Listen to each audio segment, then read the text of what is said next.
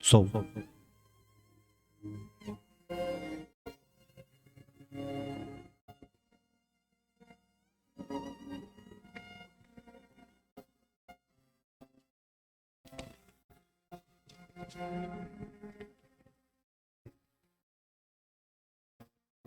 Boa tarde a todos.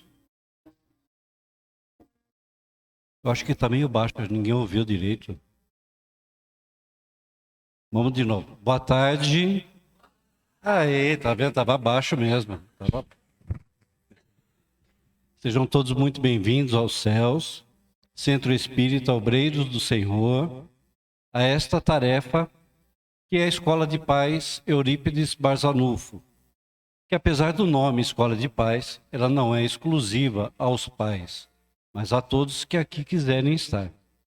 São sempre muito bem-vindos, tá bom? Os pais que trazem as suas crianças para a evangelização, é importante também conhecerem o espaço onde funciona a Escola de Paz, como é feito o trabalho, participar do trabalho, né? Sempre é muito importante também. Tá bom? Alguém aqui pela primeira vez na casa? Ah, muito bem, seja muito bem-vinda. Casal, seja muito bem-vindo, tá bom? Nós teremos aqui uma palestra de 30 a 40 minutos. Depois da palestra é feito o encaminhamento para o passe, tá bom? Se precisarem de alguma coisa, é só perguntar. Quem estiver usando o crachá pode responder qualquer pergunta, tá bom? Então vamos nos preparar, vamos tentando confortavelmente,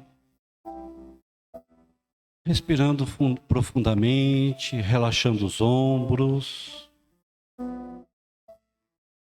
mentalizando todos os nossos entes queridos, aqueles que aqui não puderam estar hoje, mas que estão no nosso coração, os nossos entes desencarnados, todos aqueles que queremos transmitir uma energia positiva, o amor que o Cristo nos ensinou. E vamos juntos fazer uma oração. Pai nosso, nosso Pai, que está em toda parte, santificado seja teu nome, no louvor de todas as criaturas.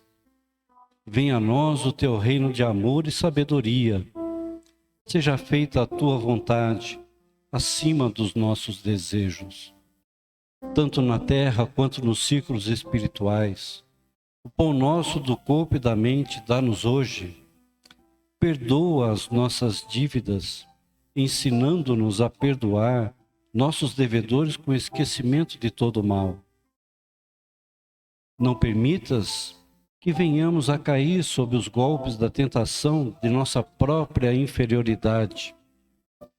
Livra-nos do mal que ainda reside em nós, porque só em ti brilha a luz eterna do reino e do poder, da glória e da paz, da justiça e do amor para sempre. Que assim seja, graças a Deus.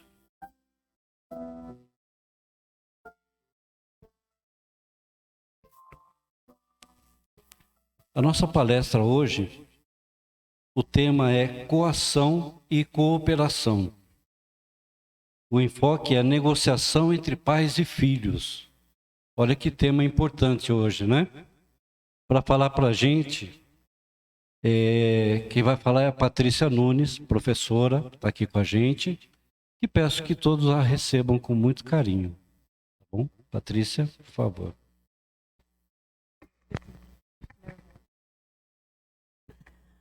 Boa tarde. É muita alegria, muito prazer estar aqui com vocês. Já estive aqui de manhã, né, com o pessoal da manhã. Mais uma vez estou aqui. Vim a convite da Adriana, ela me convidou. E eu fiquei muito honrada, fiquei muito feliz por ela ter lembrado de mim para tratar desse tema tão importante. Para mim, em especial, é muito importante, que é a negociação entre pais e filhos, que é a educação parental como um todo, né? Aqui é uma escola de pais e como ele já foi me apresentando, né? Eu sou professora. Pode passar.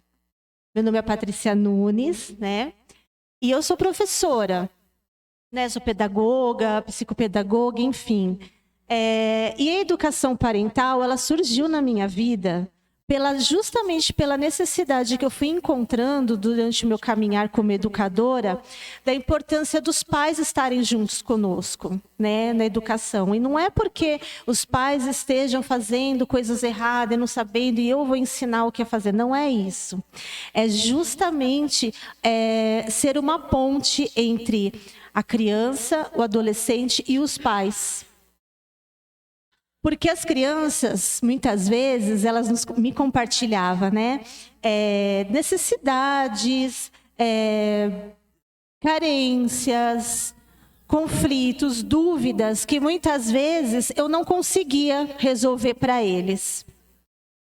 E muitos pais, igualmente, sentiam a mesma angústia e me procurava nas reuniões de pais. Eu não consigo, eu não sei muito o que fazer com meu filho, eu não consigo entender porque ele se comporta desse jeito.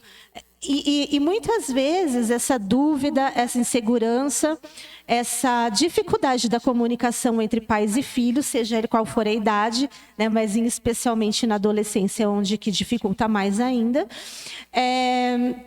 independente disso, existe uma forma, né? Existe um caminho para que a gente se entenda. E é importante, né? Senão como que a gente vai saber como ajudar? Então, como eu tinha muito nessa necessidade, eu percebia que eu precisava aprender também muito mais. E por isso eu fui me especializando e me tornei educadora parental pela disciplina positiva. Não sei se vocês já conhecem essa abordagem da disciplina positiva, mas eu me apaixonei por ela porque ela vai muito de encontro com tudo que eu acreditava sobre educação. Né? Uma educação compassiva, uma educação respeitosa, uma educação com escuta. Era o que eu levava para a minha sala de aula e também como mãe, né? Eu tenho uma filha, se chama Giovana, também estava lá na minha biografia, eu não falei, sou a mãe da Giovana, que eu acho que também me capacitou muito, né? E justamente quando ela entrou na adolescência, que foi que eu percebi que por mais que a gente estude, por mais que a gente tenha experiências na nossa vida, tanto na nossa como filho, como, enfim, vários papéis que a gente desempenha, a gente sempre tem mais o que aprender. Né? Nossos filhos nos mostram o que a gente precisa aprender. Então, eu vou falar um pouquinho aqui da disciplina positiva. Ela é uma abordagem gentil e firme na educação socioemocional dos filhos, baseada na filosofia de Alfred Adler, que é psicólogo fundador da psicologia do desenvolvimento individual, e o Rudolf Dreikels, psiquiatra e educador. É o caminho do meio entre o autoritarismo e a permissividade. Muitas pessoas acreditam, inclusive, que quando a gente fala de uma educação mais respeitosa, ou só falando na disciplina positiva, ou educação consciente, já automaticamente associa a permissividade. E, na verdade, não é isso. É justamente o contrário. Porque quando nós não queremos ser autoritário com nossos filhos, quando a gente está percebendo que está perdendo ali a linha e a gente é obrigado a ser, muitas vezes, desrespeitosos com eles, nós temos medo de cair na permissividade, porque é lá que a gente cai, todas as vezes que a gente exagera com nossos filhos. Então, ela buscou, né, a Jane Nelson também, que é a que cunhou o nome Disciplina Positiva, quando ela escreveu o livro em 1981. Então, já faz bastante tempo que essa abordagem ela já está aí, né, sendo divulgada pelo mundo. E foi justamente essa necessidade que ela teve. Ela dizia assim, que quando... ela tem 7 filhos, né? Ela é mãe de 7 filhos, vários netos, vários bisnetos. E quando ela estava grávida do 6º filho, ela falou assim, quando eu sou muito autoritária com meus filhos, eu não gosto de mim, como eu ajo com eles. Eu não ajo de uma forma respeitosa. E quando eu sou permissiva com meus filhos, eu não gosto do jeito que eles se comportam, do jeito que eles me tratam. Isso não está certo. E aí foi que ela conheceu a abordagem, né? Do Rudolf Dreikels, e ela criou aí a disciplina positiva. Bom, os pilares da disciplina positiva ela ajuda no desenvolvimento da autoestima de crianças e adolescentes, estimula o respeito e o encorajamento, ela é eficaz em longo prazo, ensina habilidades de vida, encoraja o uso construtivo do poder pessoal e autonomia. Por que ela é eficaz, né, a longo prazo? A disciplina positiva, a educação respeitosa, ou seja, o caminho do meio, ele busca focar no desenvolvimento global das crianças e dos adolescentes. Não simplesmente parar o comportamento. Eu vou resolver agora o que eu quero. Eu quero que meu filho coma toda a comida. Eu quero que meu filho não falte à escola. Que ele faça a lição. Eu posso, de repente, usar uma punição. Ela até fala muito assim, que a punição, ela resolve, né? O castigo, ele resolve. Ele resolve a curto prazo. Depois, você acaba tendo o quê? Ser mais severo no castigo? O que a gente está ensinando para os nossos filhos quando a gente vai basear o comportamento deles apenas no medo, ou no medo de perder alguma coisa, né? Algum privilégio, que muitas vezes também fala, não, eu não estou castigando, eu não estou punindo, mas ele perdeu o direito, é uma punição. Se o filho se sente punido, é uma punição, que muitas vezes nem tem relação com o comportamento dele em si. Então, aqui, o foco da disciplina positiva é em ensinar habilidades de vida. O que eu quero ensinar para o meu filho, além dele me obedecer? E será também que se eu ensinar o meu filho a ser obediente, eu estou ensinando ele a ser uma pessoa com senso crítico, uma pessoa que vai saber tomar decisões por si mesmo? Ou eu vou estar criando, de repente, um filho dependente da minha aprovação, dependente de estímulos de fora, da aprovação dos outros? A gente tem que pensar a longo prazo. Nem sempre o que a gente utiliza naquele momento vai ser legal, porque pode resolver. Mas o que pode gerar a longo prazo? Às vezes um trauma. Não sabemos, né? Então, por isso que a disciplina positiva, ela enfim, ela foca no encorajamento, no poder pessoal, no desenvolvimento pleno, e também pensa muito na emoção, né? É um desenvolvimento socioemocional também. Bom, aí aqui, para a gente entrar no nosso tema, eu vou fazer aqui uma provocação para vocês pensarem um pouquinho do que os pais normalmente reclamam dos filhos. Pensando ali nos adolescentes, quando eles começam a nos questionar mais. Será que vocês mais falam, reclamam, além dos comportamentos típicos, né? Que tá preguiçoso, só não quer dormir tarde, acordar... Enfim, aqueles rótulos que eu não gosto, que eu não falo assim, meu filho é preguiçoso, é isso. Eu falo assim, bom, cuidado com a profecia autorrealizável, né? Se a gente fala que o nosso filho tem tantas características ruins, provavelmente ele vai desenvolver. Mas qual é a maior dor, normalmente, que os pais de adolescentes têm? Meu filho não me ouve. Eu não sei o que eu faço. Eu já falei para ele que ele tem que fazer isso, que ele tem que fazer aquilo. Eu já falei para ele, ele disse que eu não amo ele. Lógico que eu amo, eu já falei para ele que eu amo, mas ele não me escuta. Eu já falei que aquilo é perigoso, mas ele não me escuta. E aí, né, é engraçado, porque os pais de adolescentes, eu converso mais com mães, tá, gente? Eu falo mães, porque são elas que me procuram. Porém, tem pais também. Não é a maioria, mas tem também. Fala assim, olha, Patrícia, eu acho que ela me pergunta as coisas só para fazer o contrário do que eu falei. Você já percebeu isso? Eu acho que ela faz essas coisas para me testar. Então, normalmente, adolescente faz isso mesmo, ele quer testar. Agora pode ser para o outro. Bom, e o que os filhos reclamam dos pais? Fala que eles são chatos, que pega no pé, que não sei o quê, que é dramático, que é exagerado, não tem perigo, nananã. Lógico, eles reclamam. Você fala assim, filho, olha, vai chover, leva, né, vai esfriar. Tudo que a gente fala, eles falam, que é exagero, além dessas coisas. E meu pai, minha mãe não me escuta.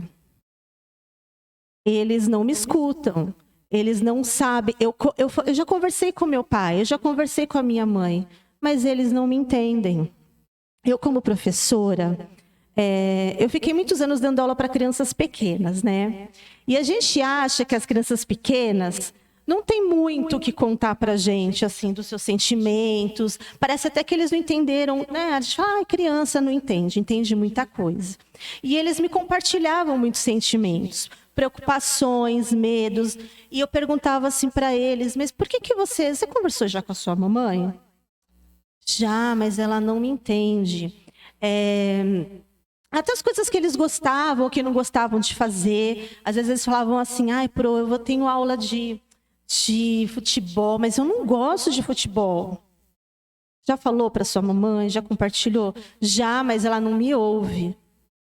O que será? Agora vamos ser sinceros. A gente, como pai, como mãe, quando a gente fala que nossos filhos não nos ouvem, a gente está querendo dizer o que, na verdade? Que eles não fazem aquilo que a gente quer que eles façam. É isso. E os nossos filhos, quando eles falam que a gente não os ouve, está querendo dizer que a gente não os entende. A gente não consegue entendê-los sob o ponto de vista deles. Muitas vezes a gente está olhando só o nosso ponto de vista. Então é esse convite que eu quero fazer para vocês. A gente começar a pensar também no ponto de vista do adolescente. Bom, então, se a grande dificuldade, o grande problema é a escuta, então vamos entender o que de fato é uma escuta, né? Então a gente fala, não, eu estou ouvindo, filho, estou te ouvindo. Então ouvir é um ato físico, de perceber o som. Se você está com o seu ouvido ok, você vai ouvir. Mas a escuta, ela implica em processo ativo e consciente de prestar atenção aos sons que estão sendo ouvidos. Envolve não apenas captar os sons, mas também interpretá-los e compreendê-los. Escutar requer um esforço mental para processar e dar significado ao som. Quando estamos escutando, estamos concentrados e engajados no que estamos ouvindo. Então, nós estamos, de fato, prestando atenção. Nós estamos, de fato, ouvindo com todo o nosso corpo, não é só com o ouvido. A gente está com a nossa mente, a gente está com a nossa intenção de se envolver, de se engajar naquele assunto. E, pasmem ou não, por mais que você possa falar que estou prestando atenção, se você não tiver, o seu filho vai perceber. Ele vai perceber. Bom, então o que está faltando para que pais e filhos se escutam? Se os filhos querem ser ouvidos pelos pais, e se os pais também querem que os filhos os escutem, por que será que eles não se entendem? Por que será que muitas vezes é uma briga, é uma guerra em casa? Por que será que os filhos, mesmo querendo compartilhar as coisas, acham que não tem espaço para falar? E muitos pais falam assim, mas ele só fala assim, não? Só fala, tá bom? E não fala mais nada, e já se tranca lá naquele quarto. Por quê? Né? Se há a necessidade e o desejo dos dois. Bom, para que exista escuta, precisa existir conexão. E aí, a conexão, ela é algo muito sutil. Muito sutil, porque, assim, às vezes, um simples momento ali de turbilhão, de problemas que você entra, às vezes, você se desconecta completamente das pessoas que estão ali do seu lado. Né? Um momento de distração, um momento que você se envolve ali em outros assuntos, você se desconecta. É muito fácil se desconectar. Então, a gente primeiro precisa ter também um vínculo forte com nossos filhos. Eu acredito, especialmente as mães, que geralmente que estão mais próximas dos filhos, têm um vínculo forte, né? E a gente precisa manter esse vínculo sempre. Sempre, sempre, sempre. Não é só o tempo, a quantidade, também é a qualidade, também, mas a quantidade também. Né? Às vezes a gente se engana um pouco falando assim, não, o que importa é a qualidade, não é a quantidade. Sim, a qualidade vale muito, a gente também, cada um tem, né, sua rotina. Porém, a quantidade também é importante, porque às vezes o seu filho não está falando nada com a voz, mas ele fala com o corpo, ele fala com os gestos, então você tem que estar perto do seu filho. Não precisa ser grudado, tá, gente? Eu sei que adolescente é a fase do afastamento, e se a gente ficar grudado muito, eles querem se afastar. Às vezes até criança, né? Ai, mãe, chega, deixa, mas é estar perto. Então, ainda não. Oh. Só para voltar aqui. Então, a conexão numa conversa, né, no momento que você está ali com seu filho, aqueles raros momentos, às vezes, que ele vai se abrir com você, a gente precisa ter presença, né? Presença é estar presente de corpo inteiro. Cabeça, prestando atenção, não só o corpo, né? Enfim, a mente também. Não interromper, eu sei que isso é muito difícil, principalmente para quem é muito ansioso. Às vezes o filho está lá demorando, enrolando para terminar aquela frase. Você fala assim, não, deixa eu já terminar para ele, né? Eu já sei o que ele vai dizer. E aí a gente quer interromper, a gente já quer resolver, já está pensando ali todo um roteiro na nossa cabeça já para dar pronto para o nosso filho, porque está mais prático assim. E a gente interrompe muito, né? E aí eles já desanimam, já se perdem, eles já não estão muito sabendo explicar o que está acontecendo, que às vezes é angustiante para eles, né? Entender aquela emoção, entender, e a gente ainda interrompe. E o não julgamento também é muito difícil, porque a gente julga o tempo inteiro. A gente julga a nós mesmos, a gente julga... Enfim, a gente sabe que não julgar o próximo é uma coisa que a gente está se trabalhando, não é fácil. Porém, o julgamento vem ainda mais quando nossos filhos, são nossos filhos. Por quê? Porque a gente também se preocupa na nossa imagem como pai e mãe. A gente parece que não, mas a gente sim se preocupa, porque nós somos os responsáveis. E aí, a gente se dedicou tanto, a gente ensinou tantas coisas boas, aí eles chegam lá, né, na adolescência, começam a fazer um monte de coisa errada, esquisita, vai falar, bom, ela deve ter, não foi lá muito boa mãe, né? Deve ter ali, tá vendo? Deixou o menino muito fazer o que queria. A gente sabe que o que não falta é crítica, né?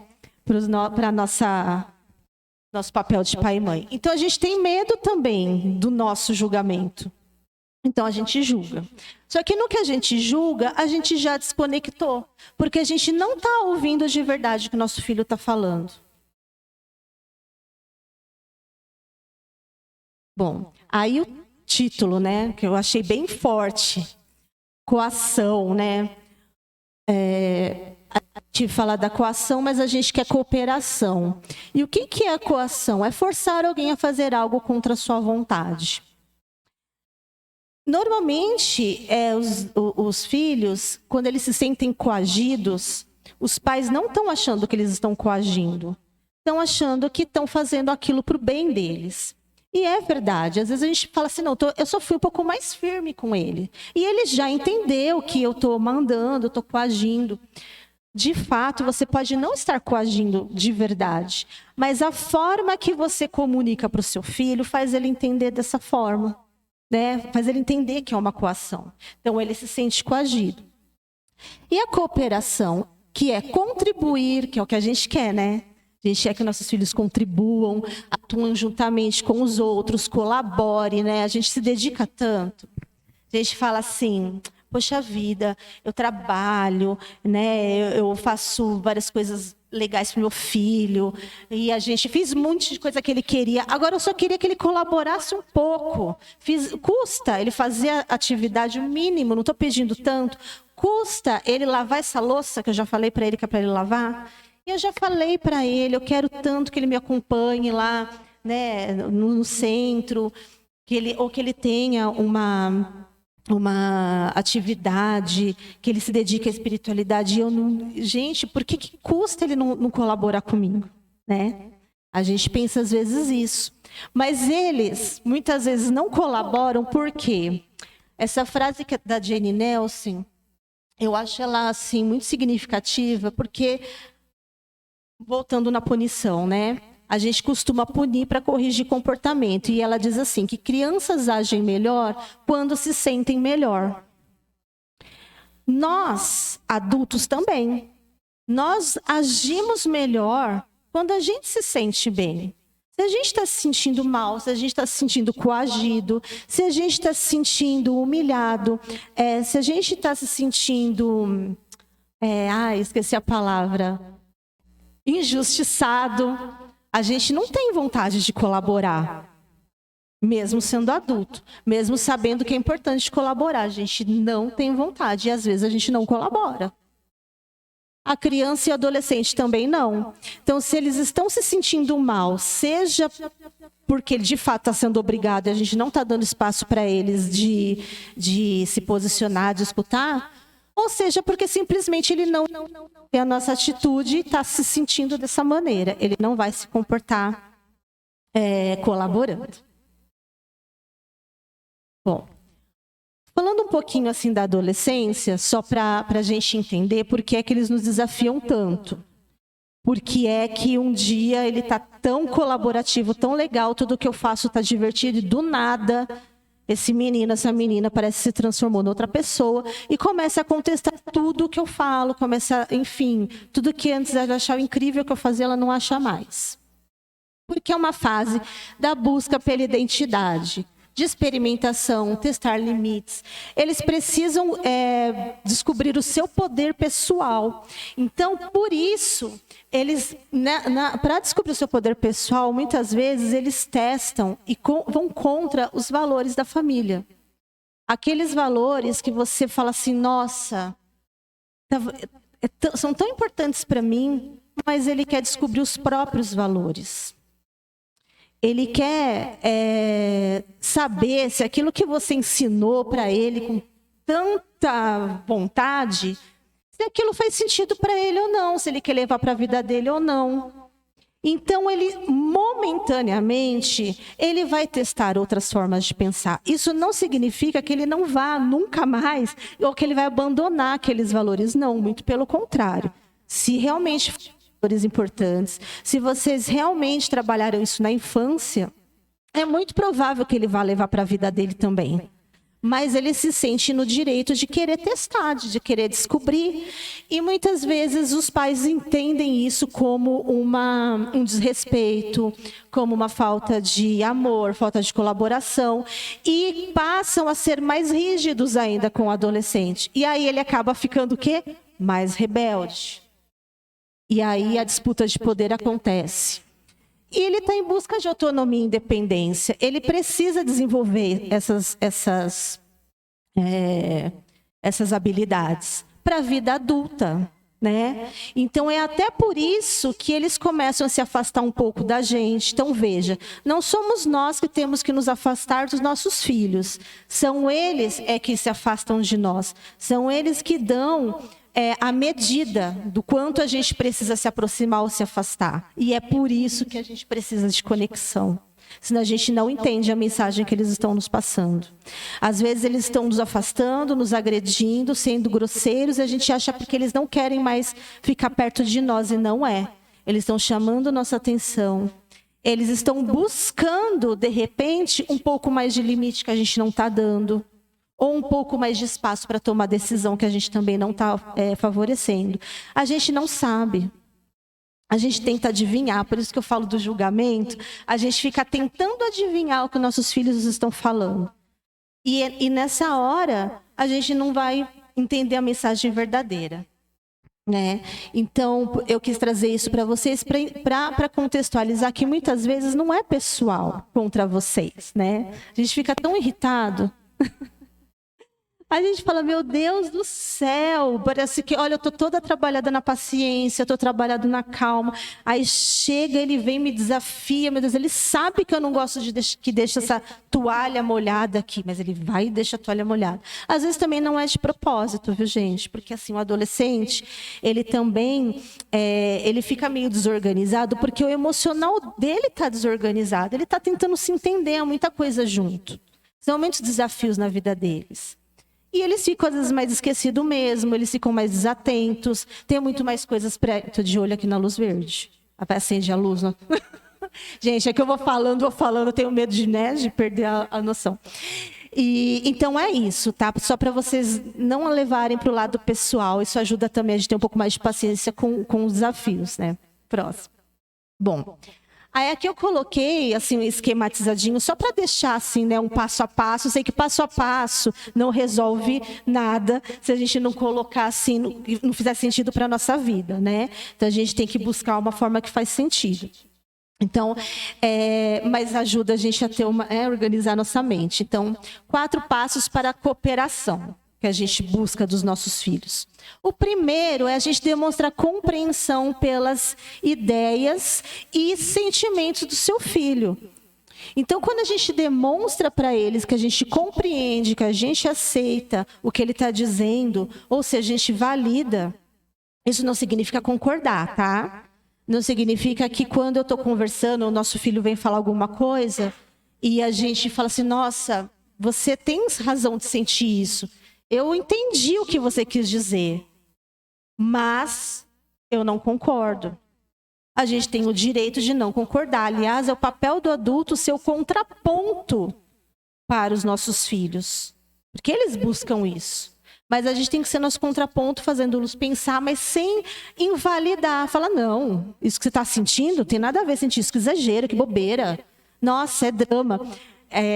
Eu já ouvi também adolescentes falando assim para mim, ai, Paty, eu nem vou falar isso. Olha, eu tô tão triste, mas eu não vou falar com a minha mãe porque ela fala que é besteira. Ela fala assim que eu não preciso ficar triste por causa disso. Mas o que eu vou fazer? Eu tô sentindo. E aí é que eu fico pensando, né? Se a gente fala para eles que eles não precisam sentir o que eles estão sentindo, eles começam a achar que tem alguma coisa de errado com eles. E é bem nessa hora que eles acham assim, minha mãe e meu pai não me ouvem, né? Não me entendem. Mostra empatia sem julgamento.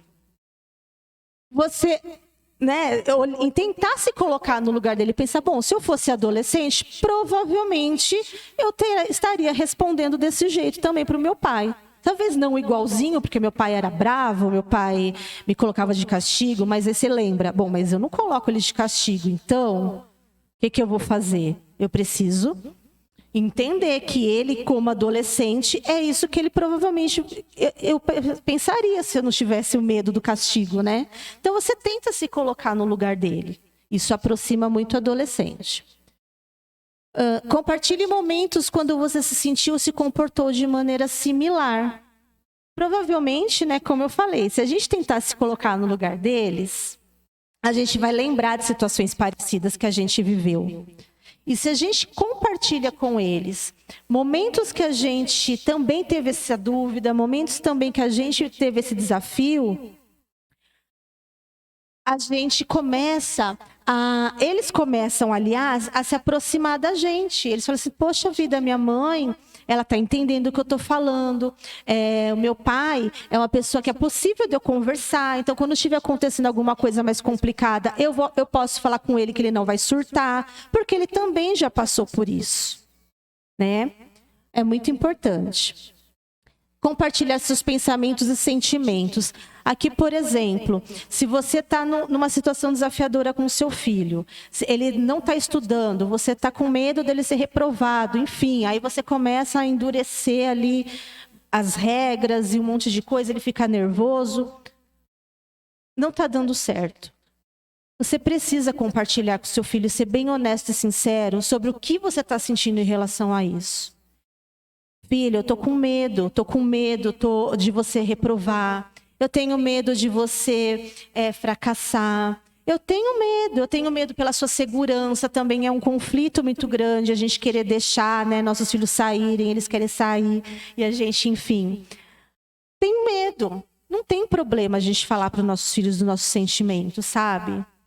E aí, eles vão também pensar, poxa vida, se isso é uma coisa que não afeta só a mim, também afeta o meu pai e a minha mãe, a gente pode focar juntos em uma solução. Porque a questão, gente, é que a gente fica pegando para nós uma coisa que às vezes não é nossa, é deles, né? São eles, né? Como agora, antes, a gente estava falando, né, do professor, né? Não tem como abrir a cabeça do aluno e enfiar o conhecimento lá, transmissão, é depósito, não tem. A gente é a mesma coisa, não tem como a gente obrigar os nossos filhos a fazer aquilo que a gente quer que eles façam. A gente tem como tentar fazer com que eles compreendam quanto aquilo é importante. E a gente vai orientando e colocando os limites, mas a gente precisa ouvir os nossos filhos. E aí, olha, dessa vez eu fui até mais rápida, porque quando chegou, né, já estava acendendo a luz. Ai, ai. Então, o que a gente precisa fazer, então? Nossa, então, Patrícia, eu não posso colocar eles de... Não posso obrigar, eu não posso... O que eu vou fazer? A gente pode fazer um acordo. E o que envolve um acordo, né? As duas partes precisam ser respeitadas nesse acordo. Eu não posso me desrespeitar para ceder ao meu filho. Muitas vezes a gente faz isso. E é nesse momento que a gente está sendo permissiva. É nesse momento que a gente não está mostrando para eles também que o outro tem limite. Ele vai achar que ele pode passar por cima de tudo e ele não pode. Né? Então, o primeiro passo é ter uma conversa honesta, uma conversa sincera, expressando os sentimentos. E quando eu falo sincera e honesta, gente, a gente tem que buscar ser o máximo de coerente possível, porque na adolescência, eles estão buscando todas as nossas incoerências, né? Eles já não é qualquer historinha que eles vão acreditar, não é qualquer coisinha, qualquer medo, coisa que a gente ameace, que eles já sabem que a gente não vai fazer, né? Então, eles estão buscando, eles ficam de olho na gente, nos nossos erros. E claro, né, a gente vai errar, a gente não é perfeito, mas a gente buscar assim, ser honesto, porque eles percebem isso e que a gente está ali por eles, né? Juntos, elaborar soluções e escolher uma que todos estejam de acordo. Aí eu vou dar um exemplo assim, já estava, entendeu? A gente já está acabando. Vou dar um exemplo, vai contextualizando aqui, vir ao centro, toda semana tem a reunião, a gente sempre vinha e agora ele não está querendo mais, porque ele quer ficar em casa jogando videogame, porque isso, porque aquilo. Então a gente tem que, juntos nós vamos encontrar um caminho do meio, um meio termo. O que fica bom para mim, que fica bom para você. E eu vou deixar claro a minha necessidade. Eu quero que você vá, eu não posso te obrigar. Mas eu também tenho preocupação de você ficar sozinho em casa. Tenho preocupação de você passar dos limites nas redes sociais. Eu sou sua mãe, sou seu pai, eu tenho esse papel de colocar esse limite. O que você me sugere para que eu fique tranquila? Né? Você pode me garantir que eu vou ficar tranquila? Não, ele próprio vai falar, não, mas você não pode. Então você concorda que então é melhor você ir comigo? De repente, assim, ele vai concordar. Entendem? É uma conversa. Agora, se ele não concordar com isso, então você vai pedindo outra. A gente tem que pensar que os dois têm que entrar no acordo. Porque enquanto o adolescente e a criança não entender, principalmente o adolescente, que aquilo é para o bem dele, ele não é para mim, para você, é para ele. Ele não vai acatar, ele não vai fazer. Bom, aí chegaram a um consenso sobre prazo, data e horário. Ser bem específico no combinado. Então tá bom, não vai ser toda semana, então vai ser cada 15 dias. Então é porque de segunda-feira é ruim, então vamos mudar para terça? Tá bom, então é a cada 20, né? Então você vai e depois a gente vai combinar um outro negócio? Não sei, a gente tem que deixar bem claro a data, o prazo, quanto tempo, a frequência, para não ter dúvida, né, E para a gente perceber quando o combinado não foi cumprido. E aí a gente vai lembrar, então, filho, qual foi o nosso combinado mesmo? E tudo isso antes de brigar, viu, gente? Julgar, criticar, enfim. Que aí também já acaba tudo, né? Você já conquistou, já tá com aquele clima bom, aí você vai já dar aquela patada, pronto. E aí, se o combinado ainda não foi cumprido, o que a gente tem que fazer? Ainda assim, voltar para passo 1. Falar assim, filho, assim, não tá dando certo. Eu tô me sentindo desrespeitada e vamos pensar em outra coisa aqui. Se você, então, não tá conseguindo me dar uma sugestão mais viável, a gente tem que resolver.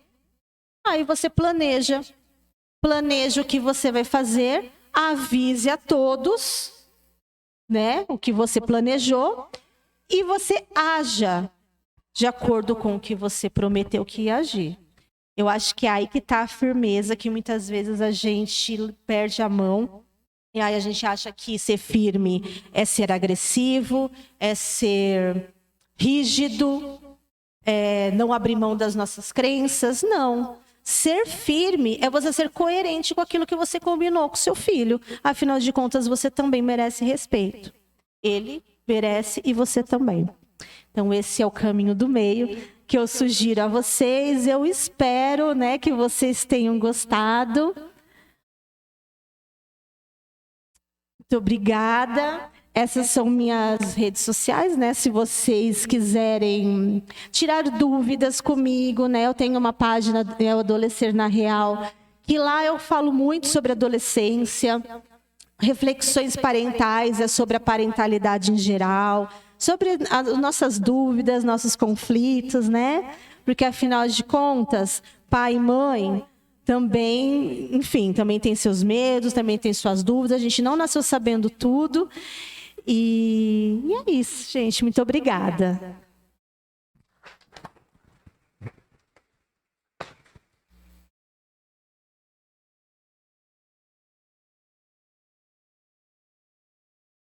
Muito obrigado, Patrícia.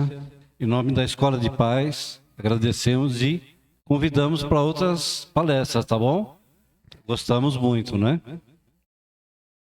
Tá bom?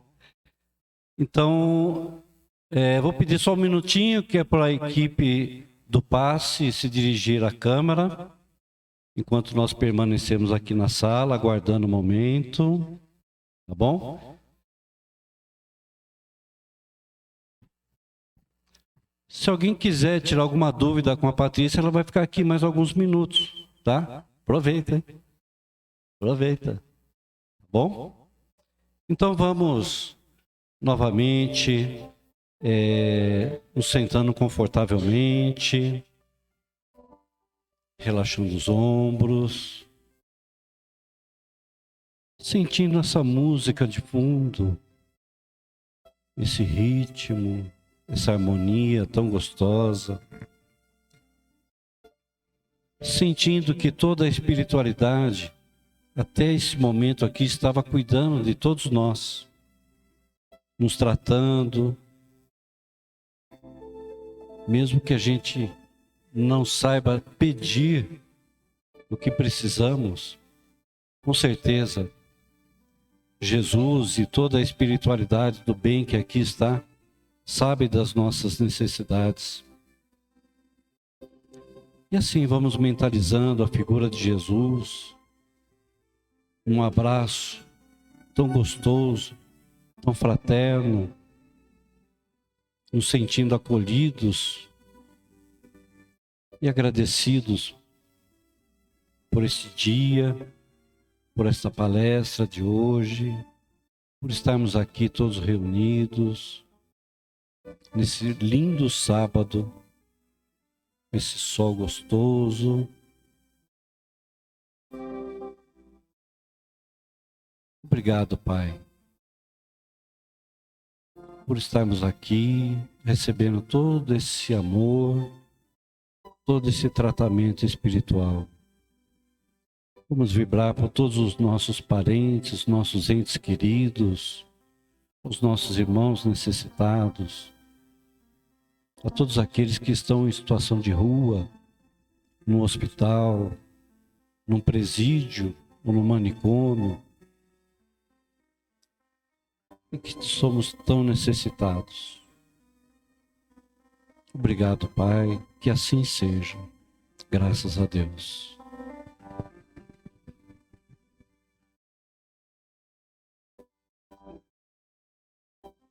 Mais alguns minutinhos, a gente já vai encaminhando para o passe, tá bom? Eu queria convidar a todos para a próxima semana, próximo sábado, dia 15, a palestra é Fora da Educação Não Há Salvação. Não é?